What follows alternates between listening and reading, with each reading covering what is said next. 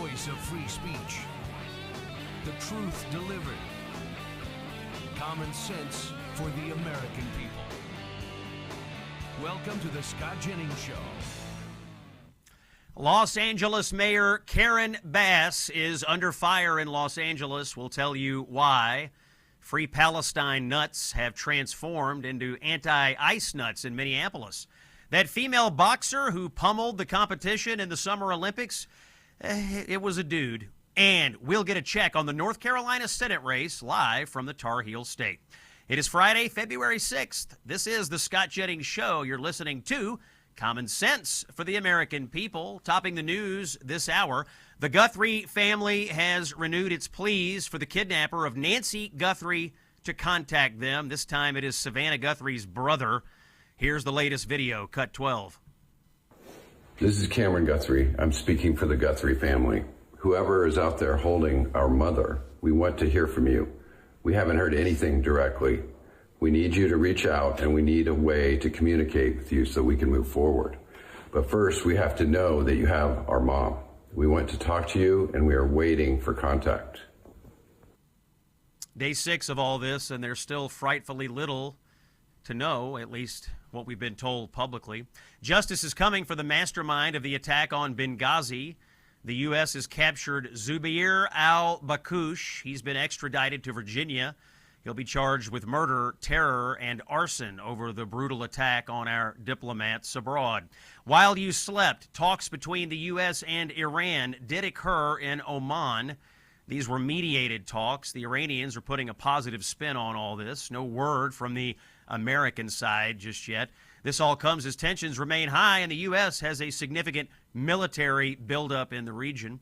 A little political news. Last night in New Jersey, the radical progressive wing of the Democratic Party has, at least for now, pulled ahead in another race in its war against the Democratic establishment. New Jersey's 11th Congressional District special primary election was last night. This is the seat vacated by Mickey Sherrill, who was just elected governor.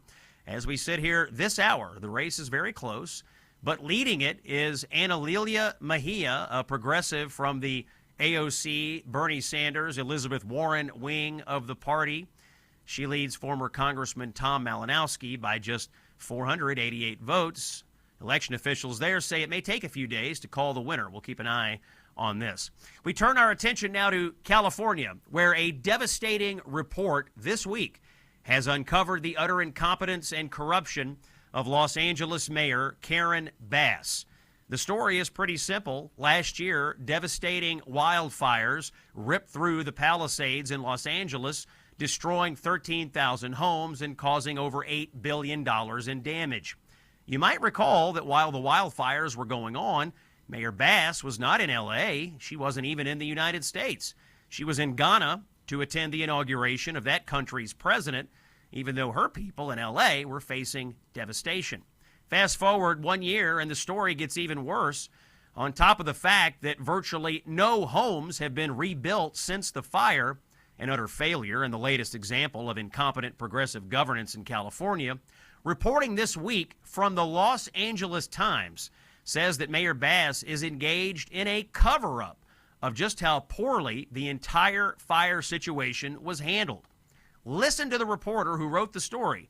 She says explicitly that Bass ordered changes to an after-action report because Bass didn't want to look bad. Here's cut 5. So since we reported on the changes to the after-action report, we have been trying to figure out who ordered them. And so, our sources, we reported yesterday that these two people who have knowledge of the mayor's office and who spoke with two of the mayor's confidants said that the mayor reviewed an early draft of the report, and she was concerned about it, that it would expose the city to legal liabilities. We reported that Bass wanted some of the top findings removed or softened, and we looked at the draft and, we analyzed different versions of them, and that's what ended up happening. One of our sources even said that the mayor was told that changing the report would be a bad idea because it could hurt her politically. Some things are still unclear. It's unclear if she made line-by-line edits or she just kind of gave instructions and directions that led to the edits. That's the Los Angeles Times talking there, folks. Not exactly a bastion of conservatism, but I do encourage you to read all about it. It's terrible stuff, but the tragedy of California this week goes beyond just the LA wildfire scandal. We're also learning about fraud that is rife in LA County, similar stuff that could even eclipse the fraud you already know about in Minneapolis. We're talking about medical fraud here to the tune of billions of dollars. Cut 11. One doctor billed the government $120 million in a single year, claiming to oversee 1,900 patients. With almost 2,000 hospice agencies, LA County has more than 36 states combined, and 30 times more than either Florida or New York. 18% of the whole country's home health care billing is coming out of Los Angeles County. How is that possible? And take a look at this map, a cluster of 287 hospice providers in a 2-mile radius, some in strip malls, unmarked buildings, even a wrecking yard and vacant lot. All of it is just paperwork. I could fill that out in Kazakhstan if I want and get a hospice license waiting for me. How is this possible, Dr. Oz? Well, when an entire state is run by one party, and that party is dedicated to incompetence and corruption, this is what you get. And who is the ringleader of the California Democrats who've run the state into the ground? Gavin Newsom, the governor who now wants to take this show on the road nationally as he runs for president. This week, he embarrassed himself by touting a light rail project that is nowhere near being built, literally a non-existent rail yard to nowhere. Here's cut 15. You want to be big, you got to be big in big things. This is the only high-speed rail system of its type anywhere in the United States of America. You could talk all you want. You guys are actually delivering, making things happen. Takes a special kind of shamelessness and narcissism to tout a railroad that literally doesn't exist. And not long after Newsom spoke there, well, the structures that are there literally went up in flames. Cut 16.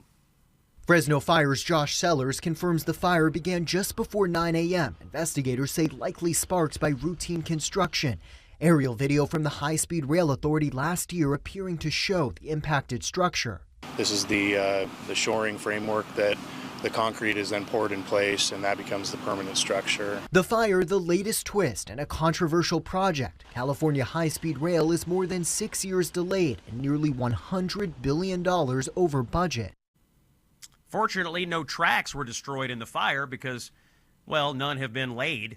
The project to bring high-speed trains to California has been nothing short of an abysmal failure. It was approved by voters in a referendum 18 years ago, and now they're trying to lay a single track. It was supposed to connect San Francisco and L.A. by 2020. It's now $100 billion over budget. They say it'll be done in 2039. Who knows what the world will look like then, but at least there will be light rail between Palmdale and Gilroy. Friends, California should be the model state. Perfect climate, unmatched beauty, world-class resources, the best of urban and rural, unlike anywhere else in the world. And yet families cannot afford to live there. Businesses and wealth are fleeing. Gas and energy costs are the highest in America. Homelessness is rampant. Schools are failing. And for goodness sakes, there is a literal map of where human excrement is on the sidewalks in San Francisco. This is the record. A beautiful state run into the ground by Newsom and his band of incompetent, corrupt, liberal Democrats like Karen Bass and others. And Gavin Newsom wants to take this national? If there's a bright center of the universe where all common sense lives, California, at least right now, is the furthest thing from it. This is Scott Jennings. You're listening to Common Sense for the American People, and you're listening to it on Salem. When we come back, our friend and reporter, Jessica Costaskew of the Washington Free Beacon joins us. Jessica has been tracking down those Free Palestine radicals on college campuses, and she has discovered that they have now converted into ICE Watch in Minneapolis. You're going to want to hear all about this new report. It's Scott Jennings. This is Salem. It's Common Sense for the American People. Stay with us. Common sense for the American people. This is the Scott Jennings Show. Hey, it's Scott. I want to talk to you about our friends at Balance of Nature. You can find them, by the way, at balanceofnature.com. They have this thing called the Balance of Nature Whole Health System. These supplements are perfect for a resolution in the new year. It's kind of tough to stick with New Year's resolutions, and that's why Balance of Nature's Whole Health System supplements are one of the easiest ways to do it. They're very versatile. You do 2 scoops of fiber and spice and mix it easily into drinks, and it adds a warm, aromatic depth. You can also open 3 of your fruit supplements and mix the powder into a smoothie, or sprinkle 3 of the veggie supplements over one of the savory dishes that you're having for dinner. It's called Balance of Nature's Whole Health System. These supplements include 47 ingredients of 100% whole fruits, vegetables, spices, and fibers, perfect for your daily routine. 50% off if you do it now for 1 year when you subscribe to the Whole Health System from our friends at Balance of Nature. Get it at balanceofnature.com. You've heard the narratives. Now get the truth. It's the Scott Jennings Show. Friday, February 6th. Scott Jennings here on Salem. One of the stories that we've spent a good amount of time covering this week is that these Ice Watch networks operating in Minneapolis are very organized, well-funded, and well-trained. We have proof of it now, indisputable proof. But something on my mind has been, who are these people? Because a lot of them look and sound like the Free Palestine radicals that were terrorizing Jewish kids on college campuses just a few months ago. Turns out my hunch was correct. Joining us again on the Scott Jennings Show is Jessica Costasque, staff writer for the Washington Free Beacon. You can find all of her work at freebeacon.com. Jessica, you have some new reporting in an article entitled Anti-Israel Group That Stormed University of Minnesota Building Now Leads Illegal Anti-ICE Agitation. Jessica, welcome back and tell us all about it. Certainly. Thank you so much for having me back on. So it's exactly as the headline suggests. The University of Minnesota, and this time it's a student group, not recognized anymore, but they're a student group. It's the chapter of Students for a Democratic Society at the University of Minnesota, and it's really become a flashpoint for the escalating protest tactics and the confrontation we've been seeing for the past 2 months now in Minneapolis.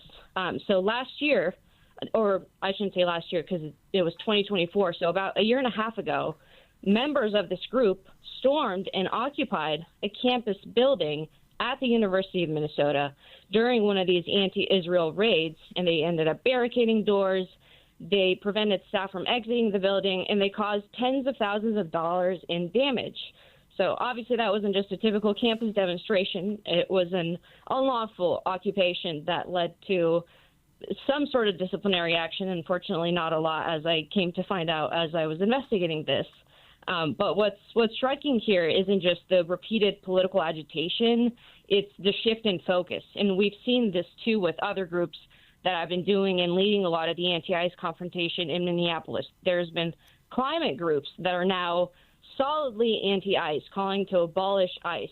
This group, it's exactly the same. The University of Minnesota Students for Democratic Society chapter went from major anti-Israel actions, including the storming that was, they did that in October of 2024, around the first-year anniversary of Hamas's October 7 attack.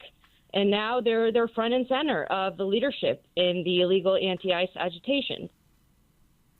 Jessica, it seems to me, based on your reporting and what we can observe with our own eyes, that there are simply a group of people in this country. Some of them are students, some of them are from campuses, some of them are just Antifa radicals. One of them was arrested yesterday, actually, by the Justice Department.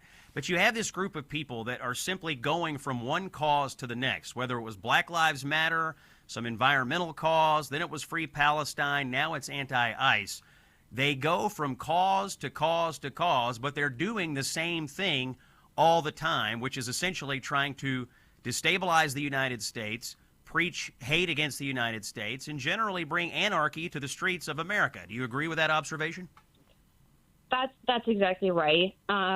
For example, this student group, they've been targeting all of these protests in Minneapolis that they believe are housing ICE agents. And there happens to be one of these hotels on the University of Minnesota campus. And so what this group has done is that they held 3 what turned out to be illegal demonstrations Just in January, they had one every week on Thursdays where they brought out, over 100 radicals outside the hotel to protest, but it wasn't just protest because it led to property damage, unsafe conditions, and eventually police had to come in and actually arrest the agitators. For instance, last week on Thursday, they arrested, I believe, 67 radicals, and this is an update to my story, but they were back out last night, and I just checked, and they arrested 12 other people. And so, of course, they're now, funding they're trying to get bail fund to get all the people out. I think they have gotten all the people out, but this doesn't, it won't stop. And these activist groups, just like you said, they will move on to the next cause, whatever that might be, even after ICE. I'm sure they'll come up with something next to protest. Jessica, I've got about 10 seconds, but I did want to ask you about one of the leaders behind this group. The reporting is insane. This person is a public school teacher? Yes, an individual that led the occupation of the building at the University of Minnesota. He happens to be a PE teacher in the Minneapolis school district, a high school PE teacher. I have, of course, reached out to the school, to the district. I've gotten nothing back from them, so not surprising. Jessica Costascu with a free beacon. Your reporting is invaluable. We will have you back, and thank you for joining us. We take a break now. When we come back, we'll talk politics in North Carolina, big Senate race down there. It's Scott Jennings on Salem. Stay with us. Conversations and stories you simply won't hear from the mainstream media. It's the Scott Jennings Show. It is Friday, February 6th. Scott Jennings broadcasting live from Louisville, Kentucky. Back in my old Kentucky home. Pretty striking, actually, today to fly in over the Ohio River and see that river of ice out there as our state continues to thaw out from the winter weather, just like a lot of places. Coming up in just a moment, Jason Simmons, chair of the North Carolina Republican Party, here for a checkup on the Senate race going on in the Tar Heel state. First, here's something that every parent needs to hear. More kids are being targeted online through gaming platforms, social media, and messaging apps. Have you seen the news about Roblox, for instance? Predators invading that game, talking to your kids. The company really not doing a whole lot about it now. State attorneys general are having to step in. Anyway, these companies are profiting from screen time and engagement, and when predators slip through the cracks, it's families that pay the price. Child Help, our partners at Child Help, they hear from children every day who were contacted through games and apps, kids who were groomed, manipulated, or threatened by adults pretending to be someone else. Here's a story. One boy reached out to Child Help's hotline, terrified and ashamed. An adult that he met in an online game was demanding photos and threatening to lie to his parents if he did not comply. Getting in touch with Child Help might well have saved that boy's life. That is why our friends and our partners at Child Help matter so much. Your donation to them supports their life-saving programs. Every $27 can help save one child from abuse. If big tech and these gaming companies won't protect our kids, we have to do it. And you can help by donating to Child Help. Go to childhelp.org/Scott or text Child Help to 94878 and donate $27 today. I'll just tell you, I'm a personal donor. I have visited the headquarters. I have met with the executives. I know these people. I trust these people. They will take your money and they will protect kids with it. Take it from me. It's Scott Jennings here on Salem. It is Friday, February 6th, and joining me now, a veteran of quite a few political campaigns out of the Tar Heel state. He worked for President Trump in both 2016 and 2020, and then became the executive director of the North Carolina Republican Party, and upon Michael Whatley's election as RNC chairman, my next guest then took over as chairman of the North Carolina Party himself, and that is the title that he holds today. Please welcome the chairman of the North Carolina GOP, Jason Simmons, to the Scott Jennings Show. Jason, thanks for being here. Great to be with you today, Scott. All right, here is what I want to talk about. there have been stories this week that have rekindled the news of the terrible killing of Irina Zarutska. You remember this, folks. Irina Zarutska was the poor Ukrainian young lady on the train that was murdered.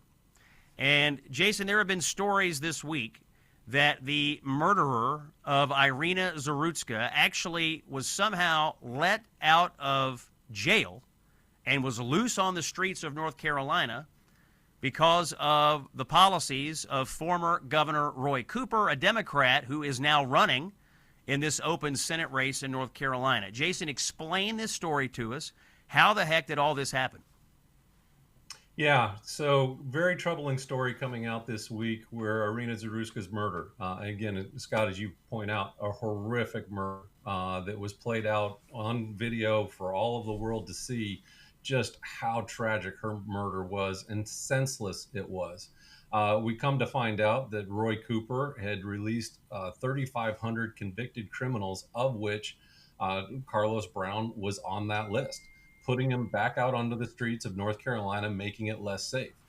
You have a career criminal being put back onto the streets of North Carolina by a career politician, and now you have Cooper spinning, trying to cover up his own failures, and a legacy media here in North Carolina. And I applaud you and others that are covering this story, because here in North Carolina and the legacy media, you already have the spin and the cover up for Roy Cooper, and trying to explain away how this horrific murder was enabled by Roy Cooper, and allowing this individual to be on a list of criminals, again, convicted criminals, put back out onto the streets of North Carolina.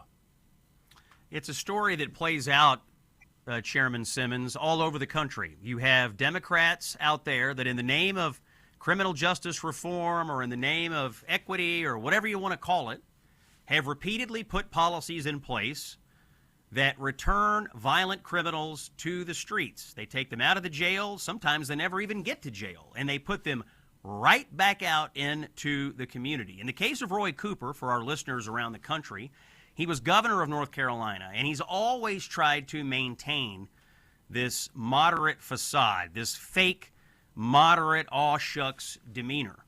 But when you look under the surface, when you look under the hood of the Cooper campaign in North Carolina, what you'll find, I think, and I'll ask you to confirm it, Mr. Chairman, is a radical Democrat, as radical as any other, and one that was susceptible to buying in to all the progressive liberal garbage when it came to putting violent criminals back out on the streets. Do I have that about right? 100%, Scott. I mean, you look at Roy Cooper, he runs as a moderate, a centrist, somebody that could almost be a Republican in name, the way he would go out and campaign. But he moderates himself back to the left and really conspiring with the left agenda and the woke criminal policies that allowed Carlos Brown back onto the streets. He sets up his own task force to be able to, quote unquote, examine these issues and how to be able to more fairly treat these criminals. I'm not concerned about the criminals. I'm concerned about making sure the people of North Carolina continue to stay safe. And Roy Cooper failed on that job. He failed to keep the people of North Carolina safe. He's failed miserably on that end. And now he's attempting to cover up his own failures, especially when it comes to criminal justice. And where he protected criminals over the people of North Carolina. I think we find this, Mr. Chairman, around the country. You have some of these Democrat governors who have worked very hard to build a very fake, moderate, nonpartisan, bipartisan image. And they are often protected in this by either a lapdog state press corps or a state press corps that is basically non-existent. It happened in North Carolina with Cooper. I'm sitting here in Kentucky. The same thing happened with Andy Beshear. He's a radical, liberal Democrat, very radical guy.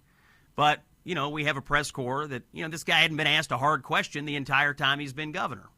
And now you have the same thing in Cooper. It is really the job of the Republicans this year in this Senate campaign to say, what you were told is not the truth. I think this story, this release of DeCarlos Brown back onto the streets, I mean, that story of Irina Zarutska, it shocked the national conscience. And when you find out what happened, it really does strip away this facade that was built. Do you believe we're going to have the resources in North Carolina and the organization to get this story out to the people? Because I think if they know it, they're going to turn against Cooper.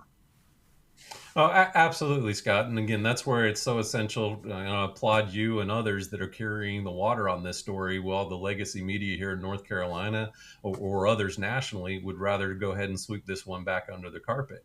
But again, Irina Zaruska's murderer was one of 3,500 individuals that were part of a list of individuals, again, career criminal, convicted criminals that were put back out on the streets by Roy Cooper.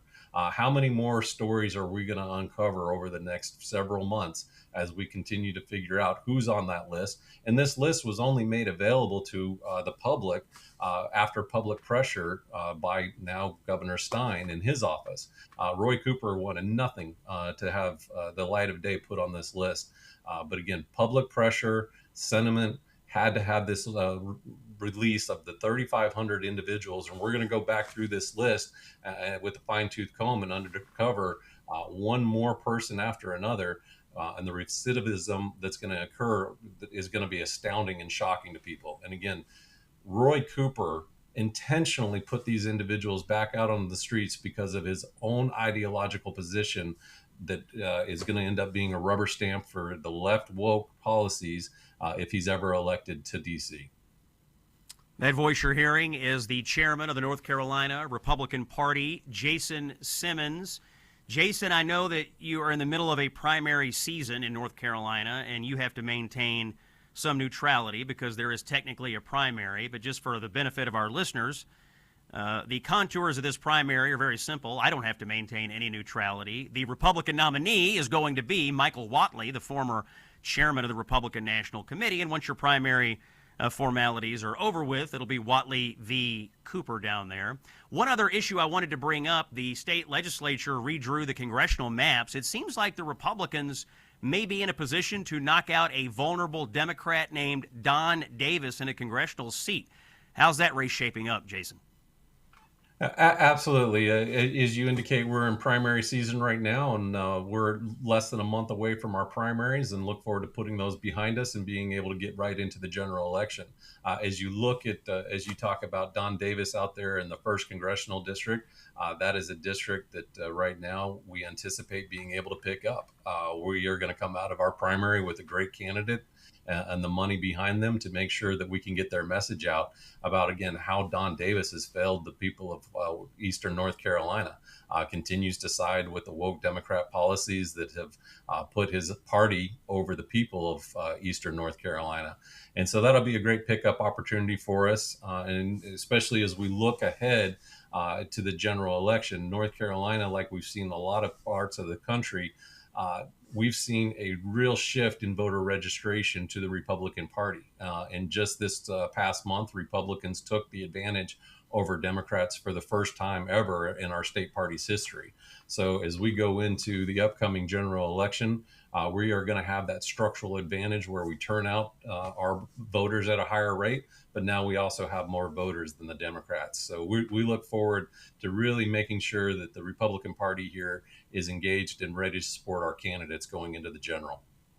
North Carolina, one of the biggest states on the map for the 2026 elections, big Senate race, big congressional race, a lot of things going on in the Tar Heel state, and it'll be Jason Simmons, the voice you've just heard, running the Republican Party for the conservative effort in North Carolina. Jason, thank you for joining us. We will have you back as we continue to track political doings in North Carolina. We do have some news to share on aches and pains today. Let me pass a note that I thought was worth sharing. I'm back in Kentucky, and I have a note here from a Kentuckian named Eileen, 87-year-old Eileen. She tells me that there was a point where walking had become really difficult and that she thought, well, it's just part of getting older.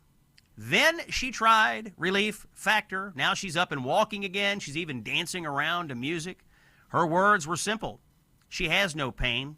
She started taking 3 packets a day. Now she's down to 2. She says Relief Factor made a real difference for her. It also made a difference in the Jennings household. To that, I can attest.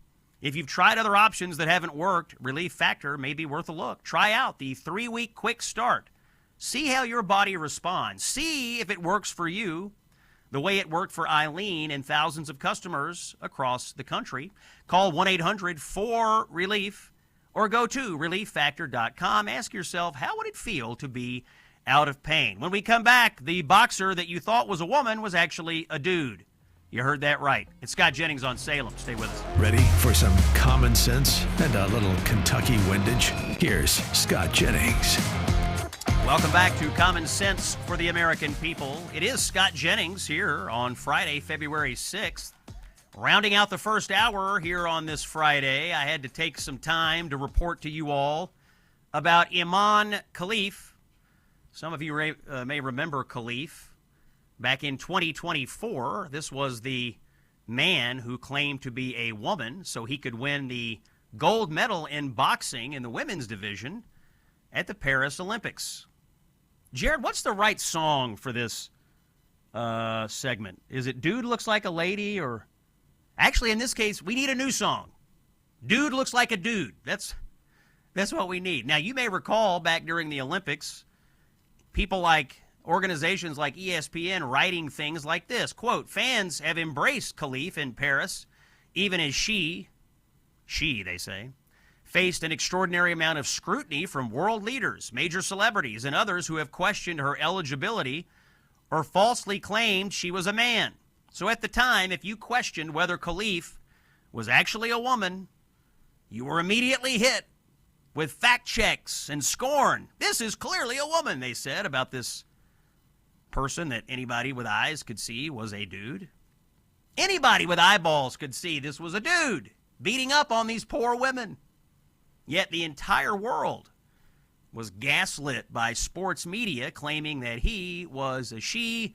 They all cheered on this dude as he pummeled female after female at the Olympics, cheering on a man beating the crap out of women. That's sports media for you. However, in recent interviews in several venues, this boxer, Khalif, has finally admitted that, yes, he does have the genes of a man. I will make this simple. Khalif admitted, yes, I am a man. I have the genetics of a man. He also admitted that he has elevated levels of testosterone and had been doing hormone treatments to lower his testosterone for competitions.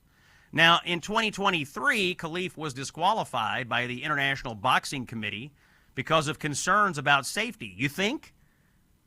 It is unsafe to let a dude beat the crap out of women. But in 2024, the Olympic Committee couldn't follow that guidance. Instead, they let Khalif compete against women, including Italian female boxer Angela Carini, who just after 46 seconds and 2 punches had to tap out from the fight. After the fight, Carini said, quote, I have never felt a punch like this.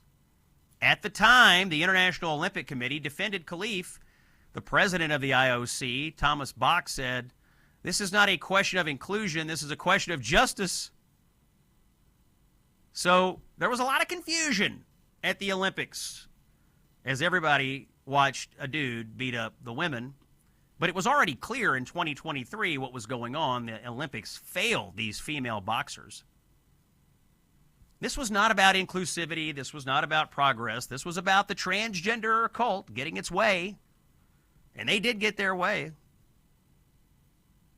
So how the Olympic Committee back then could not see what was so clear to all of us in 2024 is beyond me. The only right thing to do now is to strip Khalif of his gold medal and give it to its rightful owner, Angela Carini, and they should move every female boxer up one in the standings and give out the proper medals and records to these people, these women, who were wronged. They were wronged. Now, we have the opening ceremonies for the Winter Olympics coming tonight. We'll be watching all of that. And at least this year, we have to say, the IOC has banned transgender athletes from competing across gender lines, so you won't see men competing against women, which, by the way, is another example of if Trump hadn't won, none of that would have happened. You'd have a bunch of Khalifs out there beating the crap out of women in the Winter Olympics, I'm sure, in some sport. Anyway, big update and a big admission, but I just remember back at the time, everybody knew it was a dude, and yet the whole world was gaslit about this male boxer beating up all these poor women. Anyway, we're rounding out the first hour. Before we do, I want to remind you again, as I have all week, about the unforgettable cruise coming up this November. It'll be me, yours truly, and Mike Gallagher, my buddy here from Salem, cruising in the Gulf of America, hopefully with you. Book your cabin today. Text the word cruise to 94878 or visit scottjenningsshow.com. Click on the Gulf of America cruise banner. I'll make it simple. It's a luxury ship. They have great food. We're stopping at great destinations. It'll be warm, and you'll get Jennings and Gallagher and all of the insights and conversation you could possibly want. Gulf of America cruise. Sign up today. More common sense after this. It's Scott Jennings on Salem. The voice of free speech. The truth delivered. Common sense for the American people. Welcome to the Scott Jennings Show. It is Friday, February 6th. Common sense for the American people. Scott Jennings is here with you on Salem. Coming up this hour, as is our custom, it is Friday Punditry. Our friend from Indiana, Pete Seat, will be here at the bottom of the hour. We also are unveiling a new segment on the Scott Jennings Show today. We're going to do this every week. We're going to give you the relief factor pain of the week, the political pain of the week. Stick around here in a few minutes and we'll tell you the inaugural relief factor pain of the week. Quick check of the headlines. Leading Democratic candidates for Congress continue to tell us what they will do if elected this November. One of them is named George Conway. He's running in New York. Is he running on affordability? He is not. He is running on impeaching Donald Trump. Here's cut two. So say that again. So if anybody's watching out there, make your pitch to the people in the 12th congressional district. Yeah, if you want your lives to be better and you want this country to preserve for your kids, we need to impeach or remove this fascist now, as soon as possible. And that language is tough, but that's where we are. We can't mince words at this point. We are at a crossroads, and if we want to have a country that survives, we need to end this tragedy that's called Trumpism as soon as humanly possible. That's George Conway running for Congress in New York. A lot of Democrats are running on impeachment. My prediction is they will impeach Donald Trump if Democrats take over the House. Last night, President Trump was in the White House, and he officially unveiled a new website called TrumpRx.gov. It is a new platform that gives Americans direct access to lower prices on dozens of common yet high-cost brand-name prescription drugs. Here's the president, cut 6. We're here this evening to celebrate the launch of one of the most transformative healthcare initiatives of all time. There's never been anything like it. Starting tonight, dozens of the most commonly used prescription drugs will be available at dramatic discounts for all consumers throughout a new website. It's called TrumpRx.gov. That's TrumpRx.gov. For years, politicians from both parties have promised to bring down prescription drug prices and make health care more affordable, but they all failed. It was all words as usual. They failed, and they failed badly. They tried doing this, some of them, most of them didn't even try, because they never really had a shot at it. But I'm actually getting it done, and it is done, actually. This launch represents the largest reduction in prescription drug prices in history by many, many times, and it's not even close. You're going to see numbers that you're not going to believe. TrumpRx.gov. I encourage you to check it out. Kicking off the last hour of the show here as we begin our rounds of Friday Punditry, the national correspondent over at the Daily Signal and host of the syndicated show, the Tony Kinnett Cast. Our friend Tony Kinnett is back for more Punditry. Tony, welcome back to the show. Scott, always good to be with you. And yeah, TrumpRx is a really good-looking site. I was scrolling through it, and man, it's like it works. We're not used to that with government websites. We're specifically not used to it with government healthcare websites. Folks may remember when Obama launched the Obamacare website, what a complete disaster that website was. It should have told us something. The website didn't work, and neither did the legislation. I want to, Tony, get your opinion of something that Zoran Mamdani has said today. Let's hear from Zoran. Cut 13. You got it. You won't believe it, but let's take a listen and get Tony's reaction. Cut 13. I think of the freedom from suffering that Buddhism teaches us is only possible if we remove the three poisons of desire, hatred, and ignorance from our daily lives. We need not accept suffering as unchangeable. We need not treat hatred as the natural state. We have the power to set ourselves free. And I consider my own faith, Islam, a religion built upon a narrative of migration. The story of the Hijrah reminds us that Prophet Muhammad sallallahu alaihi wasallam was a stranger too, who fled Mecca and was welcomed in Medina. Surah An-Nahl 1642 tells us, as for those who immigrated in the cause of Allah after being persecuted, we will surely bless them with a good home in this world. Tony, this is the mayor of New York City telling Americans that we have to have open borders because Muhammad told us to. How's that strike you? I mean, of course, the Muslim caliphates, which were known for conquering and raping and slaughtering as it made its way across Africa and Europe, would probably disagree. Also, if you are not a member of the religion of Islam, you're not allowed in Mecca today. Closed borders to you. But I'll give him props. At least he did his little Yoda impression of, put away hate you must. I mean, yeah, that's exciting. Good for him. I mean, he has no concept of history, but motivational speaking at your local incense parlor, he's got down pat. Zoran has had a big week. I've been in New York this week. You can't get around because they can't get rid of the snow. There is, in fact, garbage piled up everywhere in New York City. And now, and he shut down the gifted and talented program for kindergartners, so that's going to hurt poor kids. And now we're opening the borders because Muhammad says to. Let me get something a little closer to home for you, Tony. You're a Hoosier, and I can only assume, like so many other Hoosiers, you are mourning the tragedy that occurred this week when the immigrant, illegal alien, in my opinion, truck driver ran head-on into a van, killing 4 people. When you heard this story, and I want to hear what your personal reaction was, but also what are people in Indiana saying? They must be outraged by this. There was incredible outrage, and we actually ended up taking your clip where Tricia McLaughlin of the Department of Homeland Security gave you a statement and aired that on the show last night here out of Indiana because the solidarity with the Trump administration, with red states around the country that are tired of these blue policies, whether it's the commercial driver's license policy of Pennsylvania, whether it's the trucking company sanctuary that California provides. These are hurting people in every walk of life in every part of the country. This was just a county over from me. Jay County, I've been in a lot. I used to coach track meets at the schools there.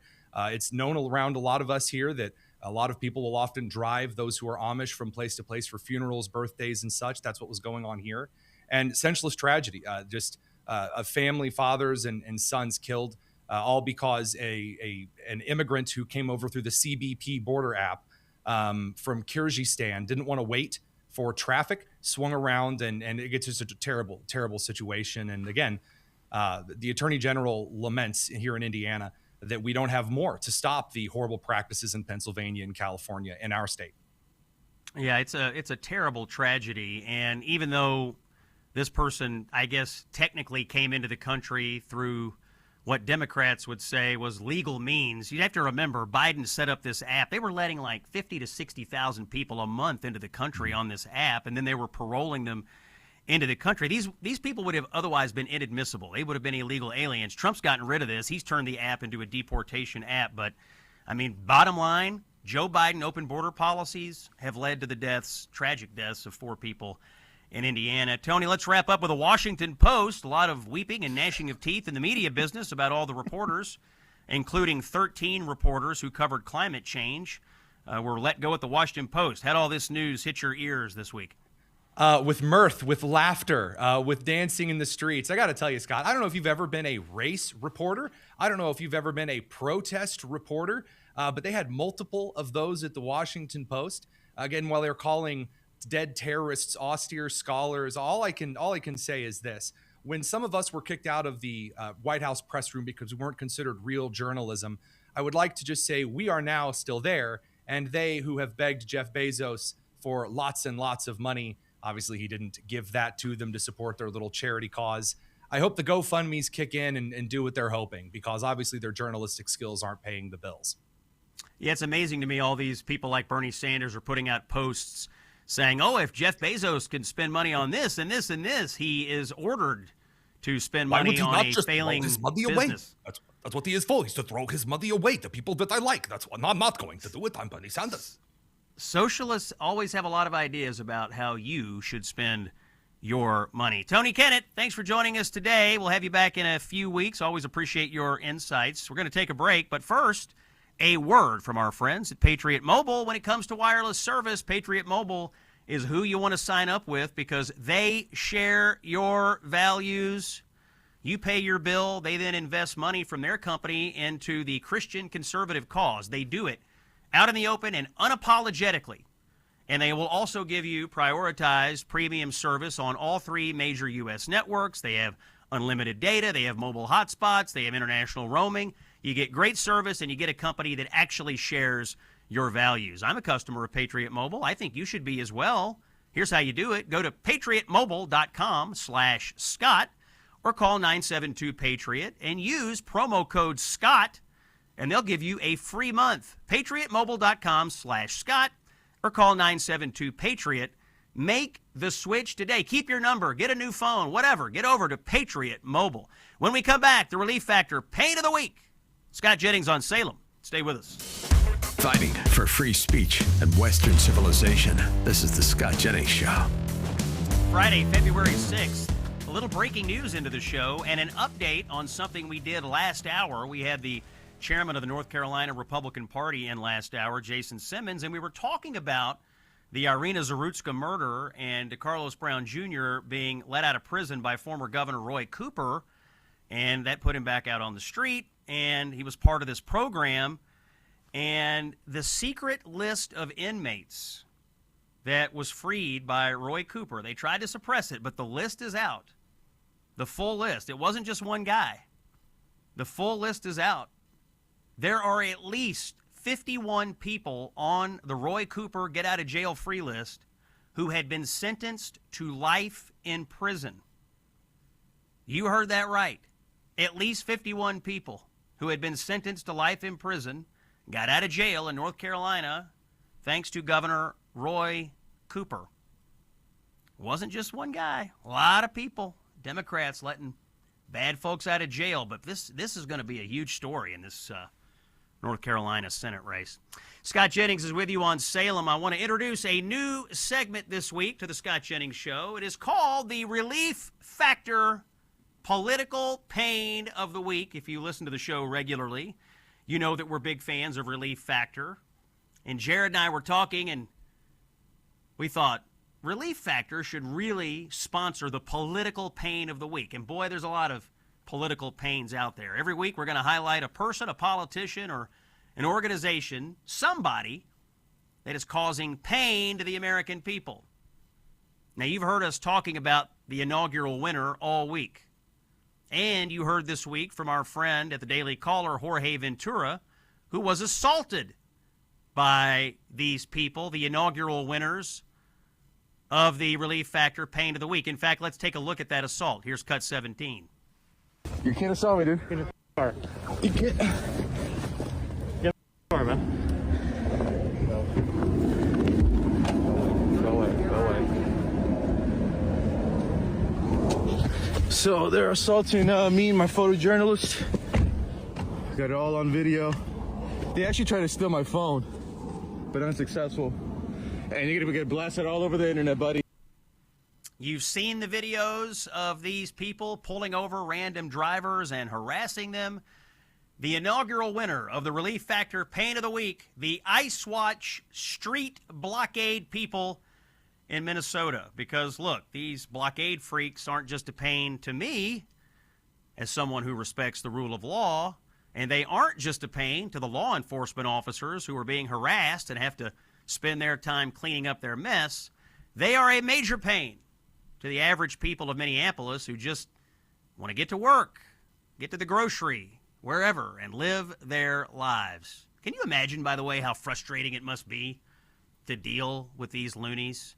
You're out there, you're driving some random person with wood pallets and a clipboard pulling you over for no reason. They tell you, hey, your license plate popped up in our so-called system. We had to stop you and talk to you. Look, these are not observers.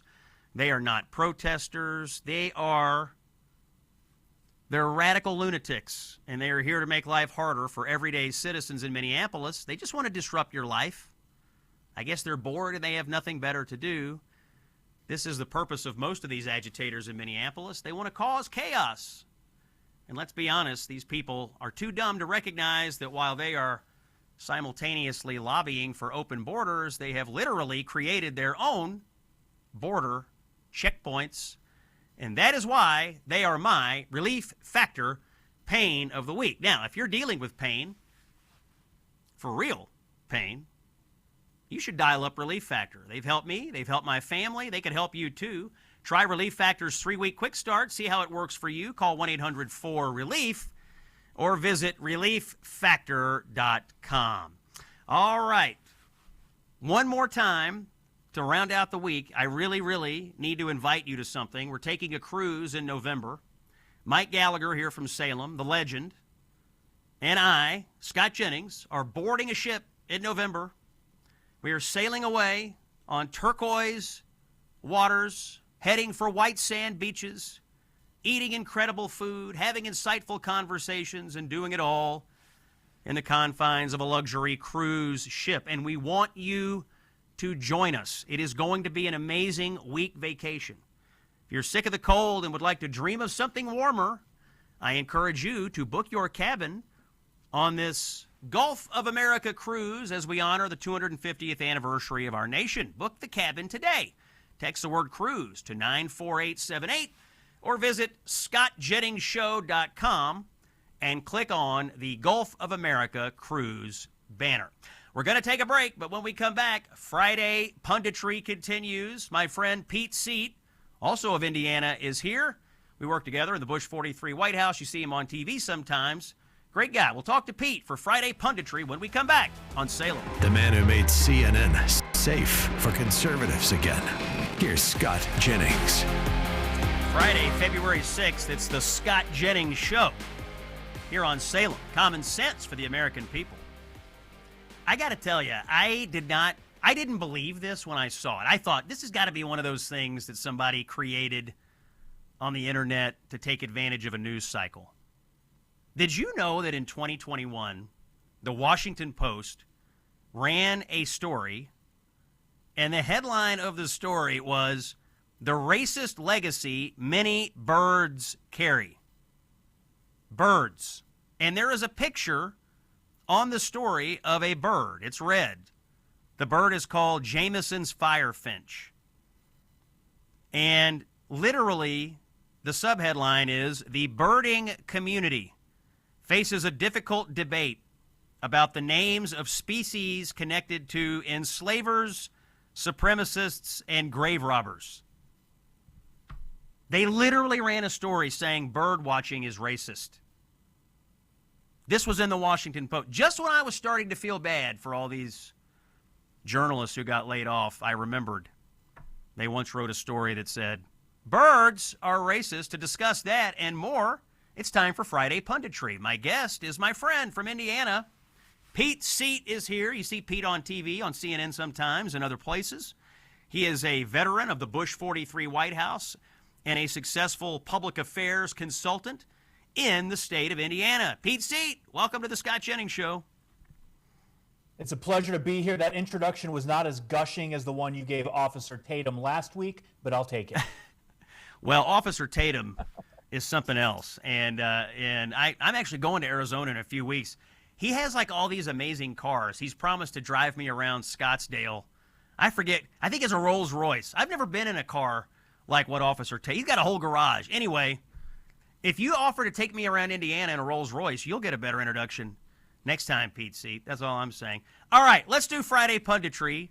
And I started by describing what's going on at the Washington Post. Pete, you're kind of a media, pro-journalist, analyst type. How did all the layoffs at the Post hit you and all the reaction to it? What's on your mind about it? Well, first off, I'm tired of the entitlement attitude in journalism today and this belief that they should not be touched and that they should not have to suffer the reality of market consequences.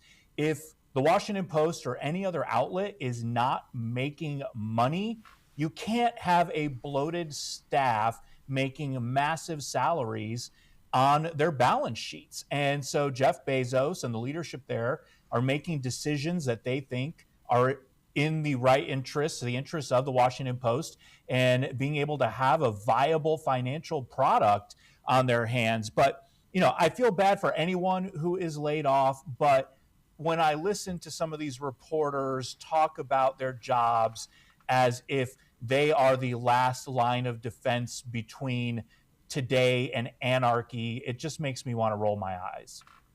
Well, you know what they say, democracy dies in bird watching. That was the motto at the Washington Post.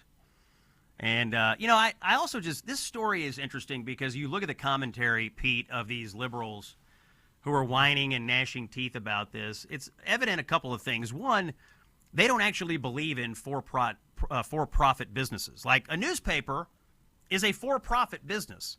And there is some expectation that because Jeff Bezos owns it, he is bound, duty-bound or honor-bound, to fund a money-losing business in perpetuity. They don't actually understand the thing called free market. They think journalism should be immune from market forces, but that's not the way it works. I am quite sure there's a way to run a profitable newspaper in Washington, D.C., and they probably should try that, don't you think? Yeah, they should, absolutely should. I mean, look, the New York Times, and we can all have our arguments and disagreements with some of the coverage that comes from that paper, but they're doing really, really well. The Washington Post, not doing as well. I can't remember exactly how much money they lost last year, but it was massive. And you said it perfectly well, Scott. It's the free market. But there are far too many on the left, far too many Democrats who don't believe in the free market. In their minds, the government should be funding all media. We saw the reaction to the cuts at PBS and NPR. Everyone's hair was on fire over those decisions that were made. But audiences are not tuning in to PBS and NPR. They're not picking up a copy of the Washington Post or getting an online subscription to the Washington Post. They're listening to shows like the Scott Jennings Show and tuning into online outlets where they get news that they can trust and that they believe is accurate. Pete Seat from Indiana is our pundit of the week. Pete, let us shift gears and talk about the Commonwealth of Virginia. Our mutual friend Steve Guest had an interesting post on X today. He said, for those keeping score at home, the first bills going to new Governor Abigail Spanberger include bills to allow felons and the mentally incompetent to vote, gay marriage, abortion up to the moment of birth, and gerrymandering funding. These are the first bills that the new governor will sign into law. Now, Pete, I was told that her entire focus was on affordability. Do you hear any affordability in the initial legislation that the new governor of Virginia is signing? I certainly don't. Zero. It sounds like a lot of wish list politics for liberals. And this is the danger, Scott, with labels in politics. The former governor of my home state of Indiana, Mitch Daniels, was no fan of labels because, you know, you could call yourself a liberal or conservative, or your opposition can use those labels, and it's not necessarily accurate. That is absolutely true in this case. The supposed moderate governor of Virginia, maybe she's moderate in tone, maybe she's really nice, pressing the flesh and doing retail politics, but moderate in tone and in personality does not equate to moderation in policy. And Virginians are learning that now, and the joke, unfortunately, is on them. I want to ask you about another story, a little bit of a breaking news story out of Virginia. Democrats there have finalized their redistricting map. And in a state that is basically just off of 50-50, it's a little tilted blue, but it's effectively a split state. you're going to have a congressional delegation that is 10 Democrats and 1 Republican. Now, might hit a little close to home, Pete, but a lot of people in my social feed are saying, oh, boy, isn't it great that the Indiana Republicans took the high road on redistricting only to see the Virginia Democrats take the low road here? When you saw the 10-1 Virginia map, how did it make you feel, and how does it make us feel about what happened with the failure of Republicans in Indiana to do the same thing? Well, it's unsurprising because Democrats love taking the low road. What was it that Michelle Obama said? When they go low, we go high. Well, now it's when they go low, we go lower. When it comes to Indiana, I know a lot of people are focused on the rejection of redistricting here and trying to analyze or determine why it happened. And what I've been saying, Scott, for weeks and months now, in talking to especially the state senators who voted no, is this was the tension between a flirtation with politics and a fidelity to principle. The political argument is a really easy and emotional one to make. You want more seats, you go draw a map that is favorable to your political interests. The principle argument is a really, really steep hill to climb in this environment because it presupposes that you are principled in some way and that you maintain those principles as well. And when you talk to those senators, they will tell you, hey, if you want to win, you just have to run better campaigns and you have to deliver better results to people, and you will be rewarded election after election season. You don't have to be artists in map making. And they feel very strongly about that. If you look at our map, which has been rated the least gerrymandered in the country, which I think is a really silly way of describing it, I would just say not gerrymandered. It maintains communities of interest.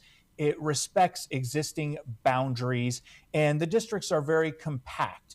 They're not politicized. This is a Republican state, a conservative state, so obviously we're going to have majorities, but because Republicans deliver, we have super majorities. We've had a Republican governor for 21 years now, which is a record. We've had a super majority in the state Senate since 2010, a super majority in the state House since 2012, and that's not because of artful map making, that's because of delivering on Republican promises that are made. So I know there's a lot of people out there who are upset, but these state senators who cast that no vote feel very strongly that they did the right thing, and they're confident that they will be rewarded at the ballot box. I don't know, Pete. We'll see how good they feel when we're all in the re-education camps after the Democrats take the House in November. All right, one more thing out of Virginia.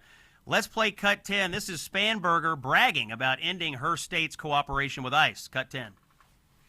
First of all, your decision about ICE. What brought you to that decision? Well, importantly, on my first day in office, I said that I rescinded my predecessor's executive order and stated that no longer were these relationships mandated. And then I took a full review of the existence of 287G agreements across the Commonwealth of Virginia to have a full picture of what it is that we would be walking away from. And yesterday, I issued an executive order and an executive directive. Okay, so Spanberger is ending cooperation with ICE. Again, not a moderate position, Pete. I'll give you 45 seconds on it, and we'll take a break. No, this is another Democrat that does not want to enforce the laws of the United States of America. We just saw in Indiana this week with an illegal immigrant who killed a Hoosier motorist on the road. It also happened back in October up in Northwest Indiana. It happened in November, not far from the incident that occurred this week. It happened in Indianapolis in a hit and run back in December. Every case the same. Illegal immigrants behind the wheel who shouldn't have been in the United States to begin with.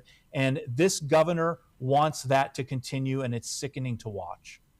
Yeah, it's. I think this is going to come back to bite them in the rear. This anti-ICE, defund ICE. I mean, all this energy they spend on keeping violent and destructive illegal aliens in these communities. I don't think it's going to go over very well. And I think there's been a lot of polling this week that shows that, yes, people did, in fact, vote for mass deportations. Our pundit of the week is Pete Seat of Indiana. He'll be back in just a moment. Let me give you a quick word from our buddies over at Relief Factor. Here comes a story out of Texas. Tom in Texas, 85 years old. Pain was keeping him from riding his bike and flying small aircraft. That's what he liked to do. But he starts taking Relief Factor. All of a sudden, lower back pain, gone. Hip pain, gone. Even long-standing trigger finger issues, improving.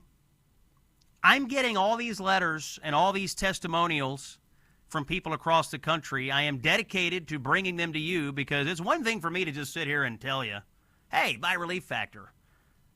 But I want the people who use it and have experienced real relief to tell their story because it tells you one thing. It works. If pain is holding you back from doing the things that you love, try Relief Factor's 3-week quick start. See how it works for you. We did it in the Jennings household, by the way.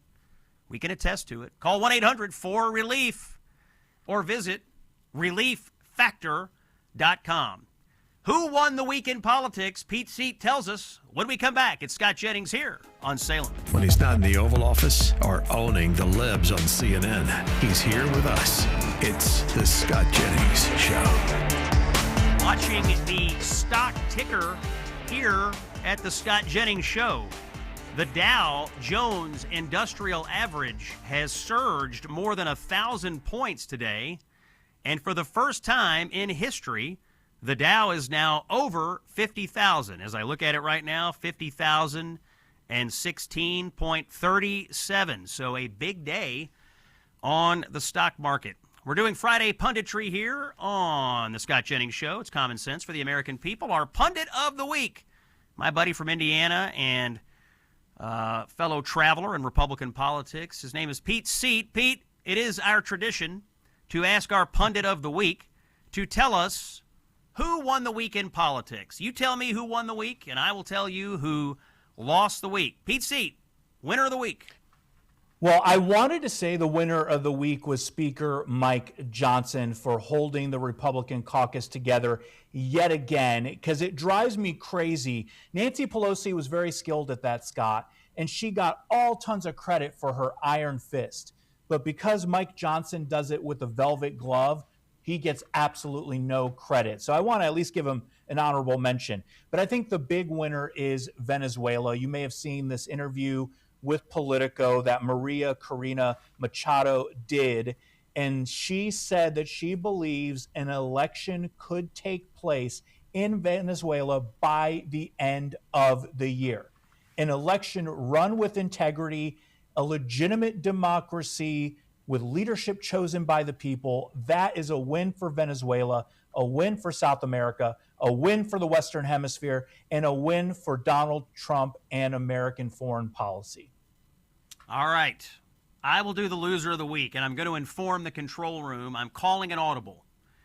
I had been thinking all day that I was going to do this boxer, Iman Khalif, who turns out was really a dude who likes to beat the crap out of women. But I already ranted about this today, and it reminded me that I haven't really gotten a chance to pummel all that much Chuck Schumer for literally taking the 20 of another 80-20 issue in American politics. Chuck Schumer, Pete, has spent all week railing against the Save America Act and railing against the concept of having to show your ID when you vote. In fact, Chuck Schumer has called this Jim Crow 2.0. First of all, I quibble with the math.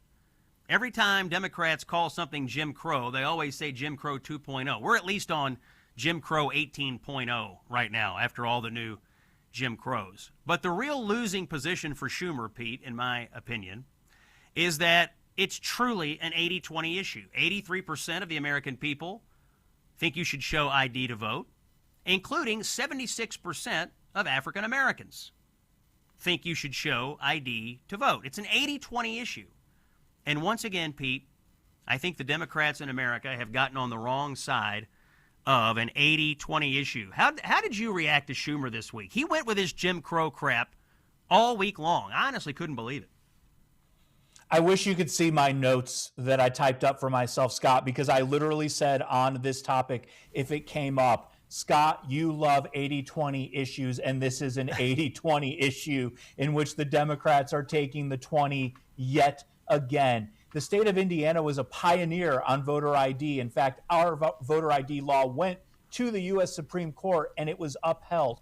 I just struggle to understand why we wouldn't want to assure and know with certainty that people are who they say they are when they show up to vote. It shouldn't be that difficult, but for Democrats, they just have to be against everything that Donald Trump stands for, even when it's an 80-20 issue. Yeah, I think in this case, Pete, it goes a little further because the Democrats have always opposed voter ID. There's a reason for that. There's a reason, Pete, that you would oppose having to show citizenship to be registered to vote. There's a reason that you would oppose having people show ID. By the way, there's also a reason that you would oppose states having to clean up their voter rolls. Democrats, of course, oppose all these things. There are reasons. If you just think about it for a couple of seconds, you can figure it out. Pete Seat, Pundit of the Week from Indiana. Honored to have you here. Good to talk to you, my friend, and I'll see you in the green room soon. Sounds good. Thank you, Pete, from Indiana, our Pundit of the Week. A last call, by the way, this week for the Gulf of America cruise. Text the word cruise. 94878 is the number. Put the word cruise in there or go to scottjenningsshow.com. You got to come on the cruise. It's in November. It's going to be amazing. We want to see you there. We'll have great food, great conversation, and a great sail. That's it for me. I'm out. We'll be back Monday. It's Scott Jennings with Common Sense on Salem. Thanks for listening. Common sense for the American people. This is the Scott Jennings Show.